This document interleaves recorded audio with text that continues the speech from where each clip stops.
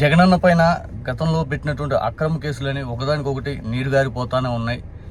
Enforcement డైరెక్టరేట్కి Telangana హైకోర్టులో వ్యాన్పిక్ భూములకు సంబంధించి అయితే మాత్రం చుక్కెదురైంది. ఇది ఒక రకంగా దిమ్మ తిరిగే షాక్ అని చెప్పొచ్చు.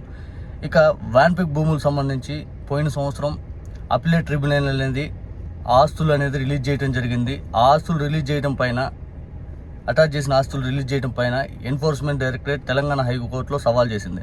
ఆ సవాల్ చేసిన దానిపైన నిన్నైతే తెలంగాణ హైకోర్టు అయితే అపిలేట్ ఇచ్చిన తీర్పునైతే సమర్థించింది. ఇక ఈ విషయంలో మన క్లారిటీ వచ్చేది ఏంటంటే, పూర్తిగా జగనన్న మీద పడినటువంటి ఏదైతే అక్రమ కేసులు ఒక్కొక్కటి ఆటోమేటిక్గా నీరుగారిపోతానే ఉన్నాయి. ఇక అక్రమ కేసులు అనేవి పూర్తిగా ప్రజలకు కూడా అర్థమవుతూ ఉంది. ఆనాడు చంద్రబాబు నాయుడు గారు, సోనియా గాంధీ గారు ఇద్దరు కలిసి కుట్రతోటి జగన్ గారి పైన అక్రమంగా కేసులు పెట్టి ఆయన వేధించి ఇబ్బంది పెట్టారు. ఏ రోజుకైనా కానీ నిజం బయటికి రావాల్సిందే. ఖచ్చితంగా అక్కడ ఏంది అది ఇది అని చెప్పి క్లారిటీ అయితే ప్రజలకు కూడా అర్థమవుతుంది. ఇక విషయానికి వస్తే, ఆంధ్రప్రదేశ్ మాజీ ముఖ్యమంత్రి వైఎస్ఆర్ కాంగ్రెస్ పార్టీ అధినేత వైఎస్ జగన్మోహన్ రెడ్డిపై అక్రమంగా ఆరోపించిన కేసుల్లో వ్యాన్పిక్ వ్యవహారంలో ఎన్ఫోర్స్మెంట్ డైరెక్టరేట్కు తెలంగాణ హైకోర్టులో భారీ ఎదురు దెబ్బ తగిలింది. వ్యాన్పిక్ ప్రాజెక్టుకు సంబంధించిన ఆస్తులను విడుదల చేస్తూ provisions of money laundering act appellate tribunal ఇచ్చిన ఉత్తర్వులను హైకోర్టు సమర్థించింది. ట్రిబ్యునల్ ఉత్తర్వులు సవాల్ చేస్తూ ఈడీ దాఖలు చేసిన 9 పిటిషన్లు కూడా కొట్టేసింది. 9 పిటిషన్లు ఈడీ దాఖలు చేస్తే ఆ 9 పిటిషన్లు కూడా కొట్టేసింది. ఈ మేరకు justice P Shyam Koshy, justice Suddala Chalapathi Rao ధర్మాసనం అన్ని వర్గాల నుంచి సుదీర్ఘ వాదనలు విని గత ఏడాది డిసెంబర్ 23న తీర్పు రిజర్వ్ చేసింది. శుక్రవారం తీర్పు వెలువరించింది. ట్రిబ్యునల్ ఉత్తర్వులు, అందులో నిజ నిర్ధారణలు పత్రాలను సమగ్రంగా పరిశీలించిన ధర్మాసనం ఆ ఉత్తర్వులో జోక్యం చేసుకునేలాగా ఎటువంటి కొత్త ఆధారాలు లేదా చట్టపరమైన కారణాలు ఈడీ చూపించలేదని కుండబద్దలు కొట్టినట్టు చెప్పింది.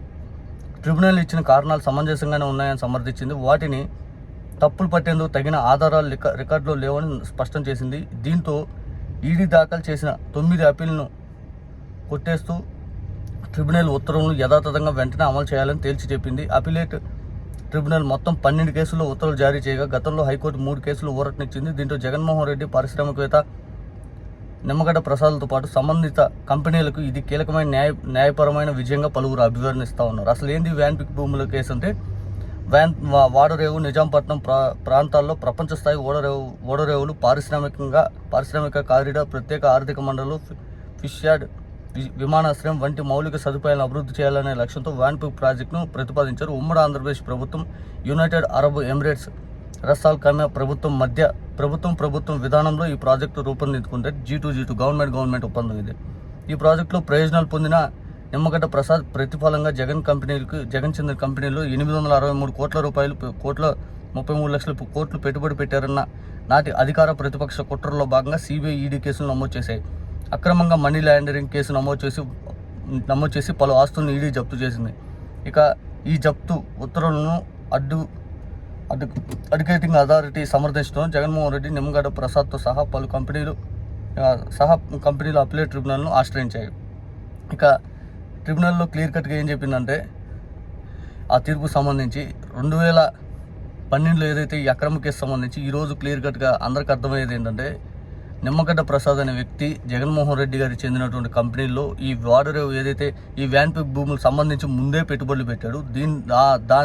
ఈ ప్రతిఫలంగా ఆయన పెట్టుబడి పెట్టాడు అనేది అవాస్తవం అని చెప్పి తేల్చి చెప్పింది. క్లియర్గా అయితే మాత్రం జగన్మోహన్ రెడ్డి గారు ఈ అవినీతి అది ఇదని చెప్పి ఆయన మీద మరకేయాలని చూసారు. వీళ్ళే ఎప్పటికైనా కానీ నిజం నిర్భయంగా బయటకు వస్తుంది. వీళ్ళందరూ తర్వాత వీళ్ళు నోరు గరుచుకుంటారు ఇవన్నీ చూసి.